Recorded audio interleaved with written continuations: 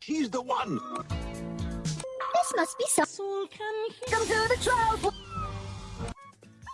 2 new video. Wow, she won. I'm tall. Here's up zoo bugs. What? The Dale Rescue Rangers. Hey everyone, welcome back to my channel. My name is Snow White, and typically I watch old Toon Disney cartoons. But recently I've been watching some cartoons I left from the 80s and the 90s, and of course while watching these I'm reminded of all of the colorful and crazy toys that came along with them. I did some research about different toys that became cartoons, and I realized that all of this can actually be blamed on Star Wars. So let me take you back to a time far, far away, known as the 60s.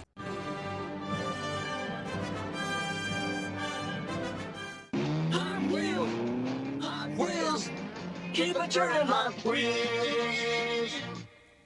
Hot Wheels, the animated series, was an idea created in 1969 by Bernard Loomis while working at Mattel as a marketing tactic to sell a new line of toy cars to kids. Produced by Pantomime Pictures, it aired on ABC from 1969 to 1971, and the show focused on racing adventures of a high school student named Jack Rabbit Wheeler, who led the Hot Wheels Racing Club. It stressed a pro-safety message, contrasting the main character, Jack, as reasonable compared to his reckless rivals. The show was deemed a half-hour commercial in the eyes of the FCC, and ABC claimed no prior commitment to Mattel. They also claimed toys were not advertised during the TV program. But after Topper Toys' arrival of Mattel complained, the FCC ordered ABC to log the airing advertisement time, and the show did not renew.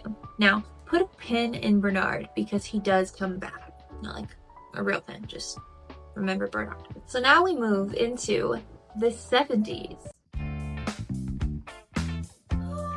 In 1976, Mattel CEO Ray Wagner would make the biggest mistake of his career when he declined a deal to produce a line of action figures based on a little film called Star Wars. It would have been $750,000 up front, which would be over $4 million today, and he didn't think that it would be worth it. This decision would haunt Mattel for decades. Now you remember the creator of the Hot Wheels show, Bernard Loomis. You can take a pin out now. He comes back. So he was working at Kenner when he propositioned a toy deal with Lucasfilms during Star Wars, and it became the first film to successfully license toys on a large scale. It was so incredibly lucrative that Kenner raked in over $100 million. But Cincinnati-based Kenner Corporation sales are up 40%. And Kenner officials say the movie Star Wars is responsible. Last year, Kenner won the rights to manufacture toys based on the movie, paying millions in royalties. But Kenner says it'll pay off. They've shipped over 30 million Star Wars toys this season, and they're firmly convinced the craze could last for years. This would cause toy companies to search for the next Star Wars for years to come. In 1982, the FCC revised its rules on children's programming, allowing the use of character marketing. With cable television allowing more airtime for new and rerunning cartoons, these newly coined toyetic shows became popular throughout the 1980s.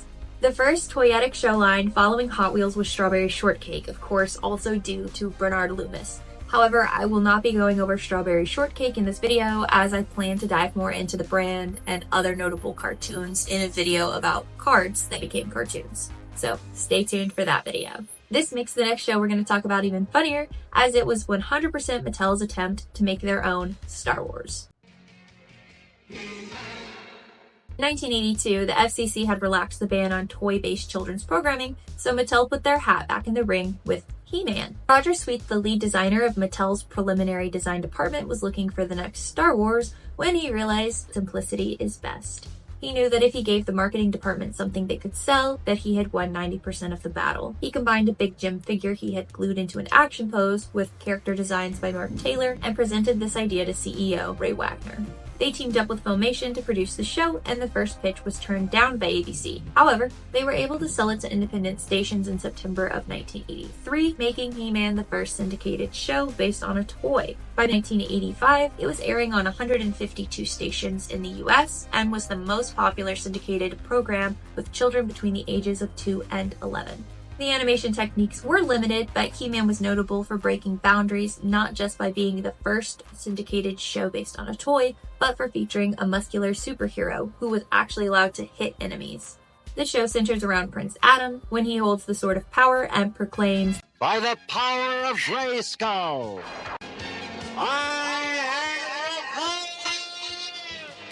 He is given powers and transformed into He-Man, the most powerful man in the universe. He uses his power to defend Eternia from the evil Skeletor. Using cartoons as advertisement was still considered controversial in the eyes of parents, so a life lesson or a moral had to be featured at the end of each episode. So don't be fooled by those who say they have a sure thing. There's always a catch to it. Don't sell yourself short.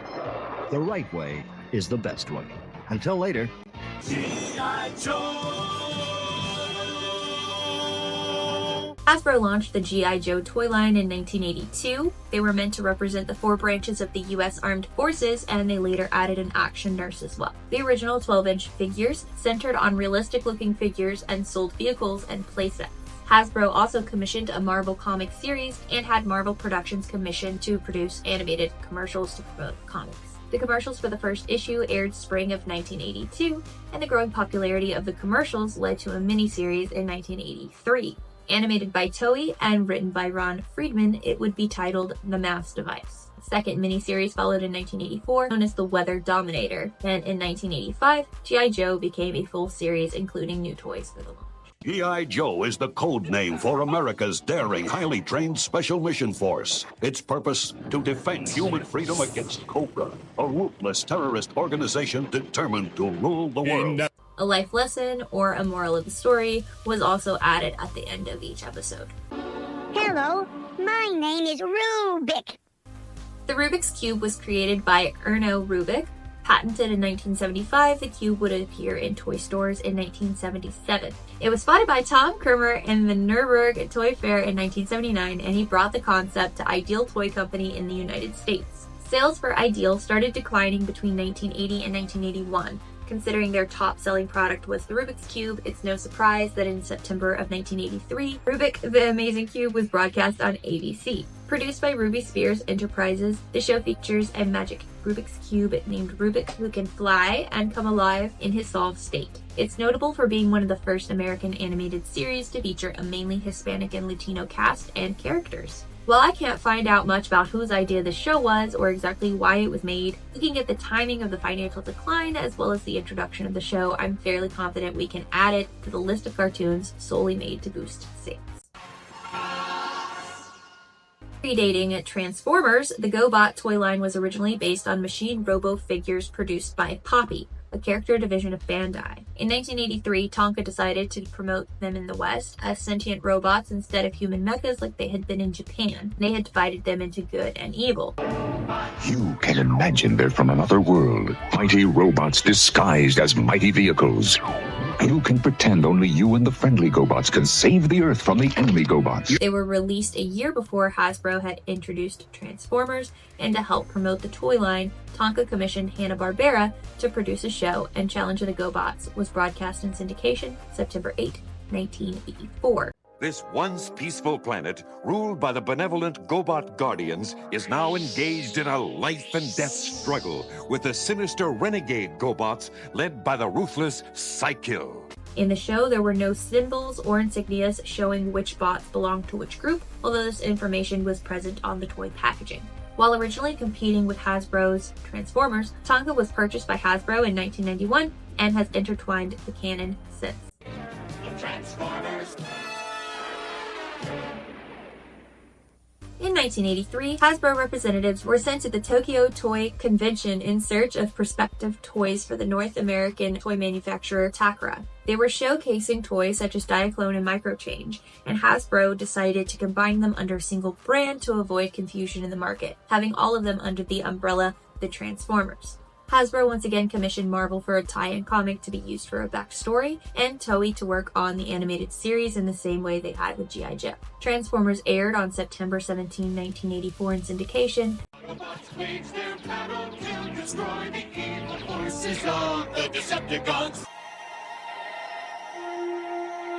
Released in syndication May 1984 was Rose Petal Place. Rose Petal Place was an animated film created by David Kirshner and produced by Ruby Spears with a line of flower-themed dolls made by Kenner Products. The marketing was done in the same way they had with Strawberry Shortcake, which I'll discuss in another video. Long ago at Rose Petal Place, a teardrop brought flowers to life. Rose Petal and her friends live in the garden to protect the flowers from Nestina the spider and Horace the fly. I was put here to give them love and care.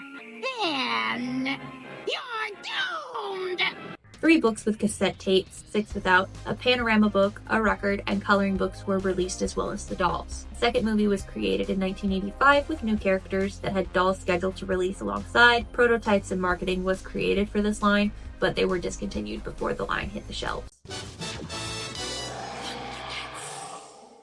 Thundercats the animated series debuted in 1985. It was produced by Rankin Bass. Yes, that Rankin Bass. Based on the characters created by Tobin Wolfe, a notable name in toys and board games. The animation was provided by Japanese studio Pacific Animation Corporation, which was acquired in 1989 to form Walt Disney Animation Japan. Thundercats follows a team of hero cat-like humanoid aliens on a planet called the Third Earth. They protect the Eye of Thundera from Ra. There was a tie-in comic with Marvel, like we've seen before, that started in 1985 and lasted for 3 years. LJN produced action figures for the Thundercats from 1984 to 1987, and the toy line was based on the animated series, which actually was created in 1983, but didn't air until 1985 due to difficulties. The last figures were from 1987 and are actually difficult to find as they were unproduced. However, there are photos in the 1987 LJN catalog that document their existence.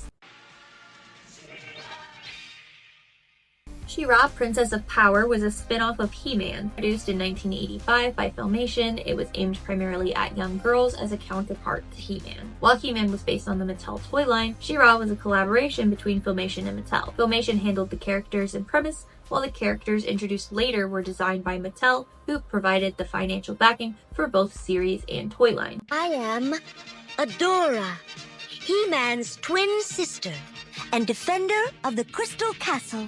Fabulous secrets were revealed to me the day I held aloft my sword and said, "For the honor of Grayskull!" We and my friends of the Great Rebellion strive to free Etheria from the evil forces of Horda. In the 1980s, all She-Ra characters were released as part of the Princess of Power toy line, while the Evil Horde was incorporated into Masters of the Universe toy line.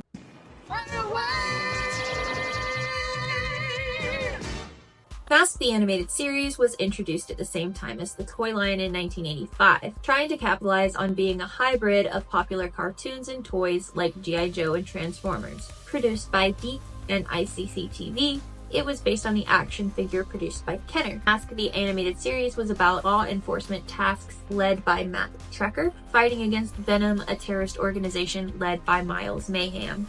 It ran on the broadcast syndication for local stations from 1985 to 1986. The toy line ended in 1980. The first 2 series of toys and cartoons had a focus on racing, while the latter had a focus on crime and terrorism. Jace and the Wheeled Warriors was produced by DeeP and ICC TV France to accompany Mattel's Wheeled Warriors toy line. In 1985, Mattel's Wheeled Warriors were promoted as Stack and Attack toys that could be mixed and matched across the product line to allow for creativity. The mini-comic was introduced but did not have an overarching storyline. Human characters were blank as pilots of Lightning League vehicles and Green Brains for the Monster Mines. Mattel ordered an animation series for promotion, but development didn't start until the toys had been on shelves and sales were low. The show had a different storyline than the toys portrayed, and other than vehicles and names, the toy and show are completely different, and it did not increase sales. Mattel developed new drivers for a second series to resemble the animated show, but the toys did not make it to shelves. Wandering across the stars to save the universe from the monster mines. Jace searches for his father to unite the magic root and lead his Lightning League to victory over the changing form of Sawboss. We are on day 2, so there's a little bit of a wardrobe change, there's a little bit of a makeup change. Let's go ahead and jump back into things with... One else is the same. Jim is my name. Jim. As a response to children's growing interest in music videos, Hasbro and an outside investor started developing Jim and the Holograms in 1985. Hasbro hired Mattel Productions as well as Sunbow to develop the series based on the upcoming line of dolls and some original concepts that they already had. Jem aired in 1985 in syndication and on May 4th, 1986 as a television series. Each episode revolved around the main character Jerrica and her effort to keep her identity as Jem a secret. She protects Synergy from those who want to exploit the holographic technology like their rivals the Misfits. She tours and supports 12 foster children. The series was #1 Nielsen-rated cartoon in November of 1986 and the third most watched children's program in 1987. With a lot of advertisement and hype, Hasbro promoted Jem as a rival to Barbie and presented the doll on February 10, 1986 at New York City's North American International Toy Fair. The first iteration of the toy line consisted of 8 dolls. Each contained a cassette, accessories, and a poster for $15. That's about $43 today, adjusted for inflation. Rambo, the Force of Freedom. A Rambo action figure line was produced by Coleco, known for producing the Cabbage Patch Kids, who commissioned Ruby Spears to make an accompanying animated series in 1986. This series was based on the books and films First Blood, which were adapted by Michael Chain. The show debuted on April 14, 1986, and was renewed in September as a daily cartoon. Inspired by the success of G.I. Joe, the plot revolves around Rambo leading a unit called the Force of Freedom all over the world to fight against the terrorist group Savage, led by General Warhawk. Toys consisted of Rambo action figures and a few playsets and vehicles. The second release in 1987 was only partially released in the United States. We're pound puppies, we wanna go home with you. Pound Puppies was created by Mike Bowling in 1984 and brought to the US through Tonka. They were a line of plush stuffed dogs with floppy ears and droopy eyes. They came in a doghouse-shaped box with adoption certificates.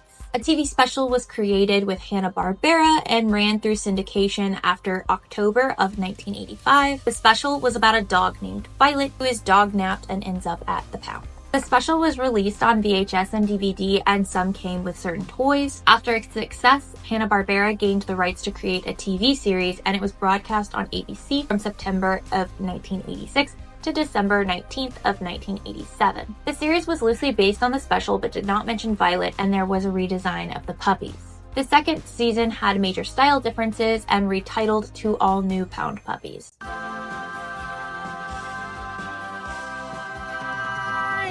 Teddy Ruxpin is an electronic teddy bear whose eyes and mouth move while he tells stories that are played on an audio tape cassette deck that's built into his back. He was distributed by Worlds of Wonder and created by Ken Forsey. Forsey had previously worked on animations for both the Walt Disney Company as well as Sid and Marty Krofft Entertainment. Having worked both in television and toy manufacturing, Ken Forsey and Worlds of Wonder commissioned Deke for a television series. Originally, they intended to have a live-action cast with animatronics like Welcome to Poop Corner, which Forsey actually worked on, but they decided that animation would be a better route, and The Adventures of Teddy Ruxpin TV series was produced in 1986 for syndication. The original animatronic iteration was created as a 2-part special, which can be found on a video cassette. The plot of the TV series follows a 15-year-old Teddy Ruxpin leaving his home with his best friend Grubby to go on a treasure hunting expedition. Discovering an evil organization, learning his lost history, and finding his missing father along the way.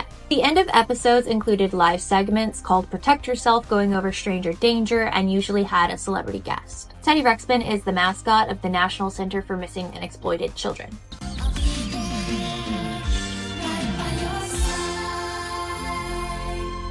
I could do an entire video on generations 1 through 3 of My Little Pony if you guys want. Drop in the comments below if you want a whole video on that, because I could just keep talking. But for the purpose of this video, I'll just keep to the topic. My Little Pony started as My Pretty Pony and had little success. Hasbro introduced 6 smaller, colorful versions in 1982 under the My Little Pony brand, which is now known as Generation 1. Rescue from Midnight Castle was released in 1984 as a pilot for the TV series. It was produced by Hasbro, Sunbow, Marvel, and was animated by Toei. This led to the creation of My Little Pony and Friends, which would include an unrelated cartoon based on another Hasbro franchise, which I'll go over shortly. The show debuted September 15, 1986, and it lasted until 1987. The show took place in Ponyland, and each episode would have the ponies fighting for survival against witches, trolls, goblins, and other beasts. The show included different kinds of ponies with toy counterparts, such as Earth ponies, Pegasus ponies, Unicorn ponies, Flutter ponies, and Sea ponies. A brief glimpse into the future of the 90s, the show would come back as My Little Pony Tales in 1992 on the Disney Channel and was syndicated from 1993 to 1995. The new series focused only on ponies, where the original had both humans and ponies and was more slice of life driven.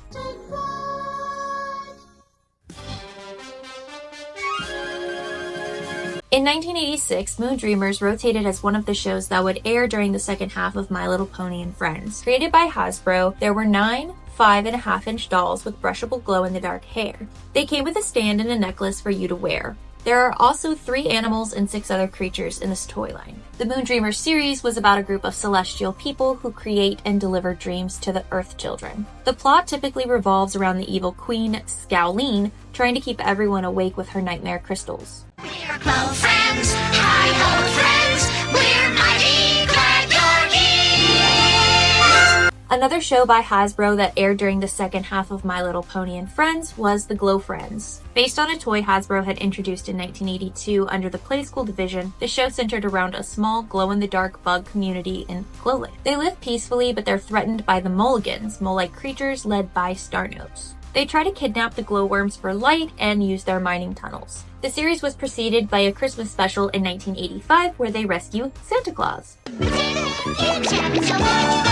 The last of the My Little Pony and Friends side quests, the Potato Head Kids show was based on the Mr. Potato Head franchise by Hasbro. In the show, Mr. Potato Head is an adult in the lives of anthropomorphic potato kids with different personalities. They do a lot of things while clashing with a gang of potato-hating delinquents. I'm not sure the kinds of things that they were doing in the show, but in 2014 they were listed as number 12 among 1980s cartoons that did not deserve to be remembered, so they probably weren't really doing anything interesting.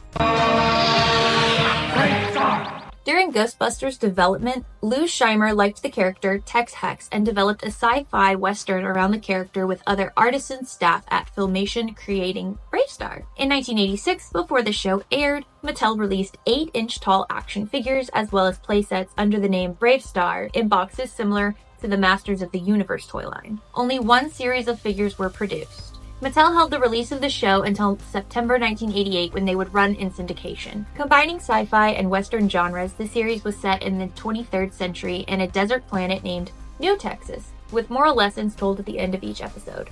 It was the last animation by Filmation, who shut down in 1989. Lou Scheimer has stated that Mattel hindered the success by releasing the toys before the pilot or the series, and this caused the viewers to believe that the show was based on the toy.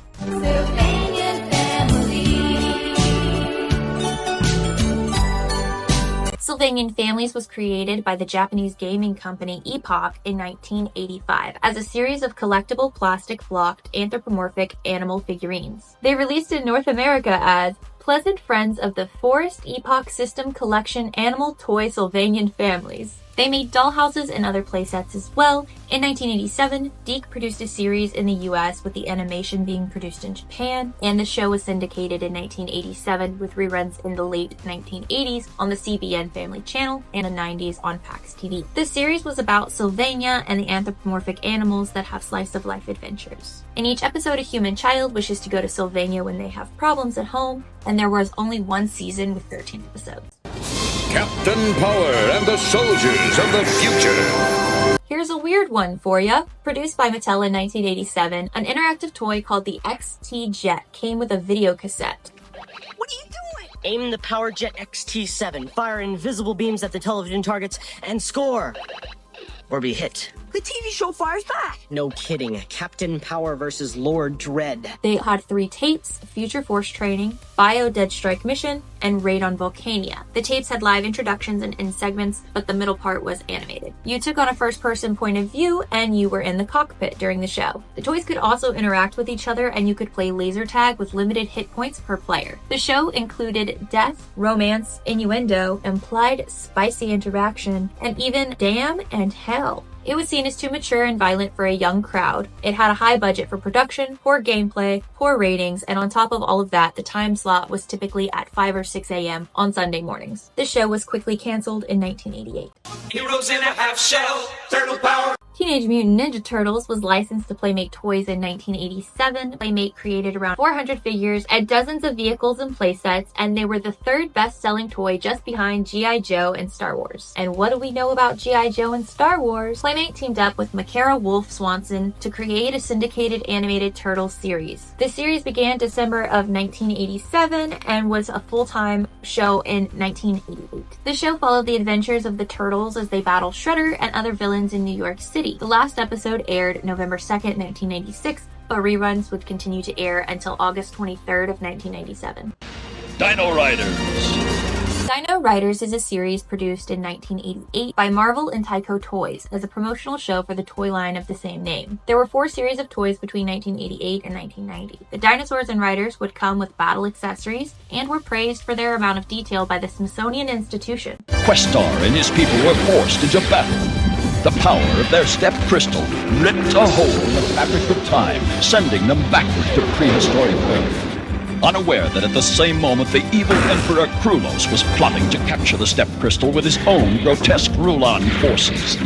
And so, the battle continues in a new place and time. Only 14 episodes were produced for one season. It was impactful enough that Rex from Toy Story is supposedly based on the Dino Riders Tyrannosaurus Rex toy. In the first film, when the toys meet Buzz Lightyear and talk about where they came from, Rex states that he is from a smaller company that Mattel purchased, which actually references Mattel's acquisition of Tyco. I'm from Play School, and I'm from Mattel.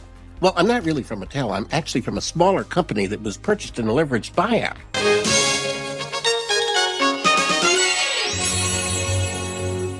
Raggedy Ann was originally a children's novel written in 1915 about a red doll with red hair and a triangle nose. A doll was marketed with the book in 1918 with great success, and a sequel written in 1920 to add a brother character, Andy. He was also given a doll as well. To celebrate the 70th anniversary of the dolls, CBS produced and syndicated a series from September to December of 1980. It contained 13 episodes about a girl named Marcella, whose Raggedy Ann and Andy dolls would come to life in the absence of people and would go to a parallel world to save its inhabitants from the sorcerer Cracklin. Side note, I was actually watching it recently and my husband was very confused as to why Raggedy Ann and Andy were in the parallel universe. Just the confusion of watching the show alone might be enough to actually watch it. Let the Hello Kitties fairy tale theater begin. In 1989, created for a Western audience, Hello Kitty's Furry Tale Theater was produced by DiC, distributed by MGM, and animated by Toei Animation. Each episode is a retelling of classic fairy tales with Hello Kitty and her friends as the actors. The show never aired in Japan and was created to bring Hello Kitty to a westward market. Hello Kitty is a character created by Yuko Shimizu as a design on a coin purse in 1975 and is owned by the Sanrio Company. In the 90s, a few toyetic cartoons were still going strong. Hello Kitty, of course, TMNT, My Little Ponytails, and Transformers were all still airing. But a few more started coming in, starting with Shining with True Love. Created by Mattel in 1988, PJ Sparkles was a 15-inch doll with a plastic head, arms, legs, but a plush body. She had a dress that could shorten and a button on her back that when pressed would light up her hair bow, earrings, bracelet, and chest heart. And small versions of her were created as well as friend characters. In 1982, Mattel partnered with Mike Young Productions to create an animated special for PJ Sparkles, starring Jodie Benson as PJ. The special came with the doll and was about an orphaned girl named PJ who wishes for someone to love her and becomes the leader of an orphaned town. The antagonists include some neighbors who could use some more whimsy in their lives, and a tough guy wannabe.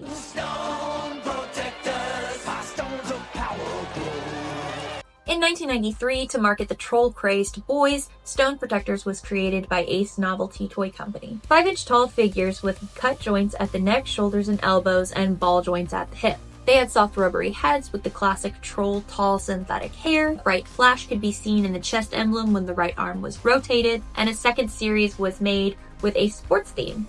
No Princess Opal figurines or generic Saurian guards were created for the toy line. The show debuted in 1993 in syndication, produced by Graz Entertainment and Hanho Studios. The plot surrounded Empress Opal splitting a legendary crystal into 6 pieces to keep it out of the villain Zock's hands. He escapes with 1 piece, but 5 have bonded with future stone protectors who help Opal to stop Zock's schemes. It lasted 1 season and it had 13 episodes. Both the toys and the series were seen as a TMT imitation. From 1994 to 1997, Mattel released a toy line called Street Sharks, created by David Siegel and Joe Galliani. The crime-fighting half-man, half-shark action figures had removable hands and came with different weapons. The show was created to promote the toys and was produced by Deke and Bobot Entertainment. The show was syndicated as part of the Bobot Kids Network and was retitled to Dino Vengers featuring Street Sharks and moved to ABC in 1996. The show is about DNA splicing with aquatic creatures. A professor who has sons are given the likeness of 4 sharks by their father's evil partner, and in retaliation, the sons turn the evil partner into a piranha creature and help fight crime. I didn't have to do too much digging to get the feeling that this is just a Ninja Turtles ripoff. Maybe I'll go get something. Pizza okay? Pizza? Oh, come on! No way! Littlest Pet Shop! Littlest Pet Shop is a toy franchise that's currently owned by Hasbro. However, the original toys were produced by Kenner in 1992. These were small plastic molded animals, and Generation 1 typically included magnets or simple moving parts. The animated series was created for Kenner and was animated by ACOM. It was produced by Sunbow in the US and Creative and Development and AB Productions in France. It was syndicated to local stations by Cluster Television and debuted on September 11, 1995. Inspired by the Animaniacs and Looney Tunes humor, the show is about 5 miniature animals that live in a pet shop with their own treehouse inside. Most episodes have them being adopted, but their homes don't work out and they rejoin the pet shop in the end. Created by Mattel in 1964, the Thing Maker was a toy with a series of die-cast metal molds resembling bug-like creatures that you would pour plastic goop into, heated and cooled to form rubbery replicas of the molds. Mattel had let the license expire in the 90s and Jakks Pacific began producing creepy crawler toys. In 1994, they partnered with Saban Entertainment to produce a syndicated animated series. My name's Chris. Let me tell you about the moonlight and night. All this glowing goop came pouring out, and then they appeared. And they each got different powers. But me no Guggen Grime as my matchmaker now. He's making evil crime rhymes, and I've got to stop it somehow. And there you have it, a comprehensive list of toys that became our cartoons from the 80s to the 90s with just a sprinkle of the 60s and the 70s to get it started. I guess we all owe to Star Wars and some guy from the 60s with a vision that we put a pin in earlier, if you remember him, Mr. Loomis. This is his fault. The next video in this series will be about cartoons that started out as greeting cards, so to make sure you don't miss it, make sure you subscribe. I try to post out of context videos every Friday and Saturday with an occasional remixed version on Sundays. I know that this is a little bit different. Usually you guys are used to seeing my animated character, but it makes it a lot faster in the editing process if I'm able to record live action. And as always, my friends, stay positive, stay safe, and stay tuned.